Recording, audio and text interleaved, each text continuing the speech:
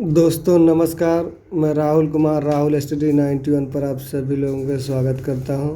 पिछले वीडियो में हिंदी वाले जो सर पढ़ाए हैं उसमें 50 क्वेश्चन हो गया। आज 51वां क्वेश्चन चलेगा मित्रों। 51वां क्वेश्चन देख लीजिए। आलवार भक्तों द्वारा लिखित ग्रंथ है, तो यहाँ कौन सा हो जाता है? दिव्य प्रबंधन। यहाँ देखेंगे पेरुमाल तिरुमोली किस आलवार संत की रचना है? तो ये क्या हो जाता है? कुलशेखर। यहाँ देखें सखी संप्रदाय के प्रवर्तक हैं। सखी संप्रदाय के प्रवर्तक कौन है? हरिदास जी हैं। 53 हो गया मित्रों। आगे बढ़ते हैं। अगला देखिए मित्रों 54 वाला। अचिंत्य भेदा भेद किस संप्रदाय का दार्शनिक मत है? तो 54 का उसका हो जाता है गौड़ी संप्रदाय का मित्रों। गौड़ी संप्रदाय संत शब्द को शांत से व्युत्पन्न मानने वाले आलोचक हैं। तो आलोचक कौन है आप जानते हैं? सबसे बढ़िया है आपके डॉक्टर पीताम्बर दत्त बड़थवाल। ठीक है मित्रों। अगला देख लीजिए। संतों में मूर्ति पूजा और अवतारवाद का विरोध किसके प्रभाव स्वरूप मिलता है? किसके प्रभाव स्वरूप मिलता है? 56 वाला क्वेश्चन। 56 वाले क्वेश्चन का देख लीजिए। वैष्णव भक्ति के प्रभाव से, कि शाक्त भक्ति के, कि अस्मार्त भक्ति के, कि इस्लाम के एकेश्वरवाद? तो इस्लाम के एकेश्वरवाद। अगला चलते हैं 57 वाले क्वेश्चन पे मित्रों चलते हैं। 57 वाले देख लीजिएगा। मराठी संत नामदेव किस जाति से संबंध रखते हैं? तो ये मराठी जो थे मित्रों ये किस संप्रदाय से रखते थे? 57 के क्या था? दर्जी संप्रदाय से। किस संत को भारतीय लूथर की उपमा दी गई है?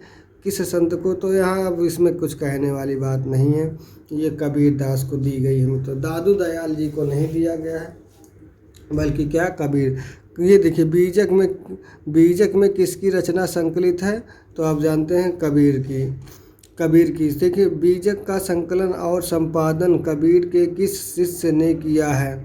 तो उनके शिष्य का नाम क्या था? कमाली। उनके पुत्री का नाम था। तो 60 का वाला क्या हो जाता है? धर्मदास। उनके शिष्य कौन थे? धर्मदास थे मित्रों। अगला चलते हैं 61 वाले क्वेश्चन पे। यहाँ कहा गया ज्ञानाश्रय शाखा के प्रमुख कवि हैं। ज्ञानाश्रय के शाखा के प्रमुख कवि कौन है? यहाँ देखेंगे तो यहाँ कौन हो जाते हैं? ये तो यहाँ देखेंगे रामानुजा और मालकी मलिक मोहम्मद जायसी सूरदास, ये सब क्या है? प्रेमाश्रय कवि है। अगला 61 के क्या मिल जाता है? खा, अर्थात कवि जो है कबीरदास जी वो क्या है? ज्ञानाश्रय की शाखा के कवि हैं। तो यहाँ देखें कबीर 62 वाला। कबीर का सौंदर्य बोधक है। कौन सा बोधक है? 62 का क्या हो जाता है? ये हो जाता है अपारंपरिक और यथार्थवाद। अगला चलते हैं मित्रों। अगला देख लीजिए क्या कहा जा रहा है। गुरु नानक की वाणियों का संग्रह है। वाणियों का संग्रह क्या है? वाणियों का संग्रह है आदि गुरु ग्रंथ साहब, या साहिब भी कहते हैं मित्रों। तो आप देखेंगे फिर अगला क्वेश्चन जो है वो पूछा जा रहा है, कहा जा रहा असादीवार किसके द्वारा रचित है? असादीवार किसके द्वारा रचित है? आगे चलते हैं। असादीवार किसके द्वारा रचित गया है मित्रों?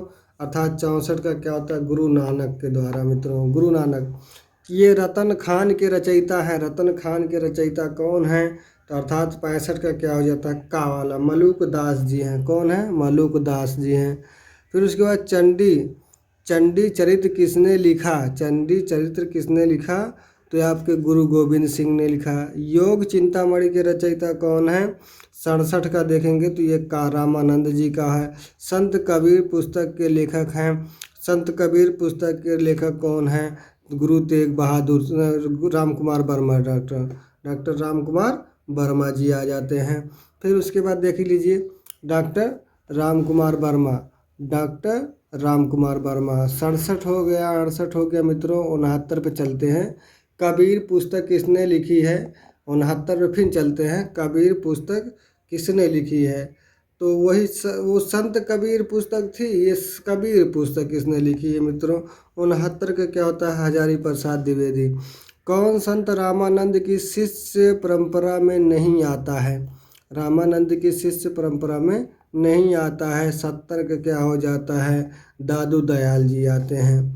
ठीक है, याद है कबीर का अहिंसावाद किस संप्रदाय की देन है? यहाँ अहिंसावाद जो देखा जाए तो यहाँ कौन सा संप्रदाय मिलता है?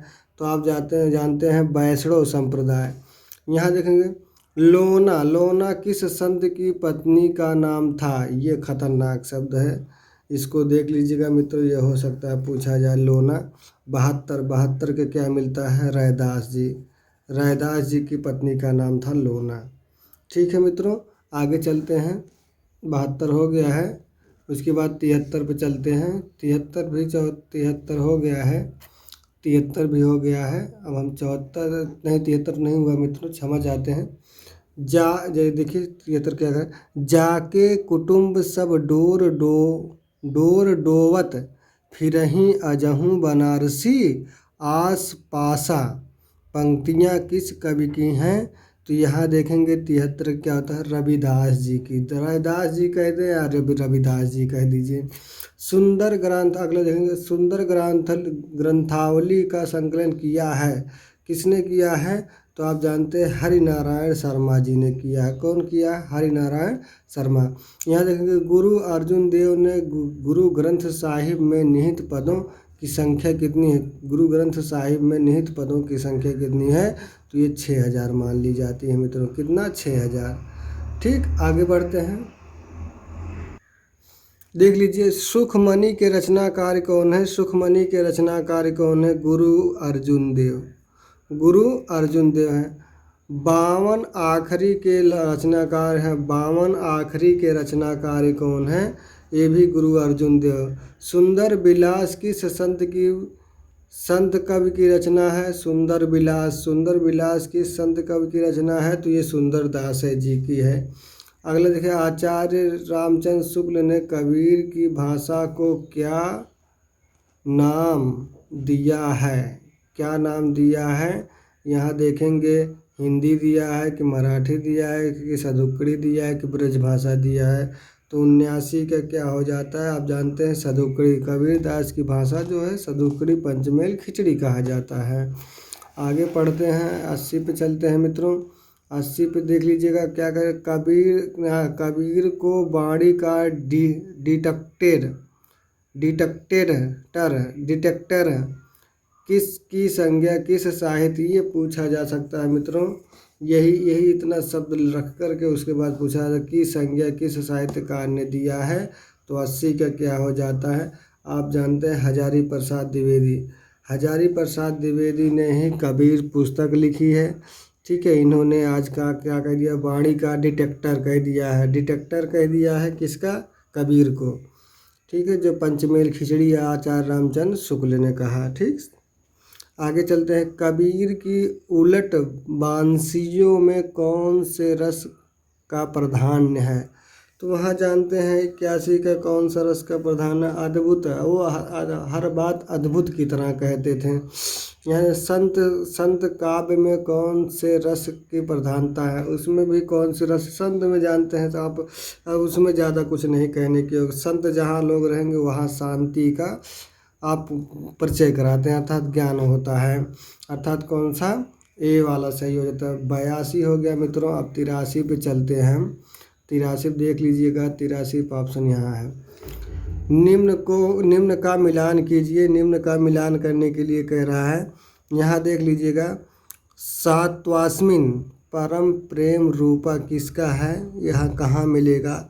इसको यहाँ देख लिया जाए तो यहाँ देख सकते हैं 83 क्या हो जाता है? आपका खा हो जाता है मित्रों। खा हो जाता है अर्थात दूसरा वाला, अर्थात ये यहाँ आएगा और ये यहाँ जाएगा और ये जो है तीसरा वाला यहाँ जाएगा, चौथा वाला यहाँ जाएगा। अर्थात यहाँ कह सकते हैं सात्वास्मिन परम प्रेम रूपा जो है रूप गोस्वामी जी का है।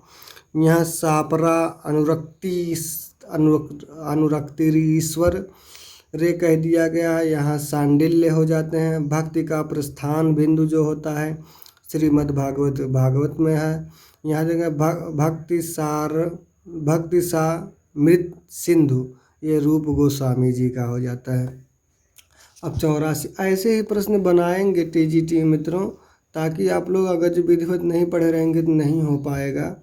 निम्न को सुमेलित कीजिए। निम्न को सुमेलित करना मतलब कुटुम्बन जो है क्या लिखे हैं, मधुमालती लिखे हैं कि चित्रावली लिखे हैं कि मृगावती लिखे हैं कि पद्मावत लिखे हैं। आप सबसे अच्छा अगर ट्रिक देखा जाए तो मलिक मोहम्मद जायसी ने पद्मावत लिखा है, ठीक है। अगर जो एक मिल जाता है, दूसरे का अगर देख लो, दूसरे का चौथा यहाँ देख लो, यहाँ मिल रहा है, एक यहाँ मिल रहा है, ठीक है। अब कुतुम्बन जी ने क्या लिखा है, कुतुम्बन जी ने अगर जो देखा जाए कुतुबन मृगावती लिखे हैं, तो ये भी आपका क्या हो जाता है, यहाँ तक पहुँच जाते हैं। उस्मान जी ने क्या लिखा है, मंझन जी ने क्या लिखा है, उस्मान जी ने चित्रावली लिखा है कि क्या लिखा है, उस्मान जी ने चित्रावली लिखा है कि मधुमालती लिखा है। तो यहाँ देखेंगे 84 के क्या सही हो जाता है, अर्थात ये का वाला सही होता है। उस्मान जी ने क्या लिखा है, तो चित्रावली जी ने लिखा है, और मंझन जी ने क्या लिखा है, यहाँ मधुमालती लिखा है। ये सबसे महत्वपूर्ण है मित्रों, ये ज़्यादा पूछा जाता है। सूफी कवि हैं ये सभी, ठीक है मित्रों। अब यहीं पर आपका क्लास समाप्त होता है। धन्यवाद। अच्छा लगे चैनल को सब्सक्राइब करेंगे, टीजीटी अवश्य निकलेगा।